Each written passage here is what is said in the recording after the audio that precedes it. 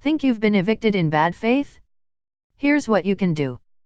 Here's a scenario for Toronto tenants to ponder. You're enjoying life in your downtown condo when, unexpectedly, you receive an eviction notice from your landlord telling you to leave within 60 days. The landlord uses a Form N-12 notice, legally allowing them to evict any tenant by stating that the owner, their immediate family member or a purchaser intends to move in. So you pack your bags and find a new place, but then, not long after relocating, you notice a new rental listing for a condo online. It's the same condo you just vacated but listed at a higher price. This is called a bad faith eviction. The practice is not unfamiliar to some Toronto renters. Earlier this year, a Toronto landlord was fined $75,000 for evicting downtown tenants in bad faith, according to a landlord and tenant board ruling. So, what can you do? Ken Hale, Director of Advocacy and Legal Services at the Advocacy Centre for Tenants Ontario, says most tenants take eviction notices at face value.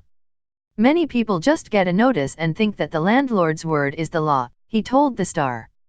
They don't immediately question whether it's true or not. The primary option for tenants is to take their landlord to the Landlord and Tenant Board, an adjudicative tribunal operated by the province, if they believe they were evicted in bad faith, Hale says. Tenants will need to submit a T5 form describing the situation in detail, and Hale says tenants may want to consider seeking legal aid beforehand. The board will ask the tenant to demonstrate why they believe they were evicted in bad faith.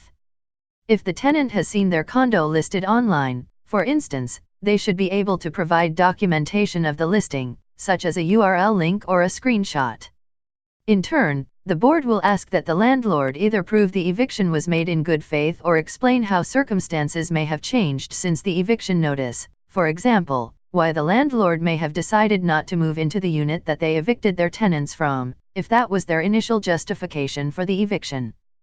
Karima Saad, a landlord and tenant lawyer in Toronto, says tenants should keep records while they're living in the unit in case they find themselves before the board later on.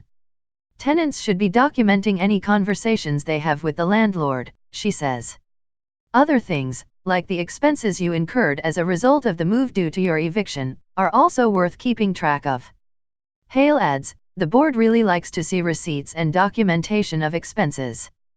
So if you pay somebody to help you move, even if it's an informal arrangement, get a receipt from them.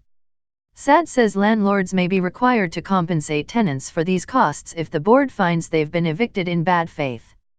Most importantly, Saad says, is that tenants have 1 year to bring a T5 complaint to the board.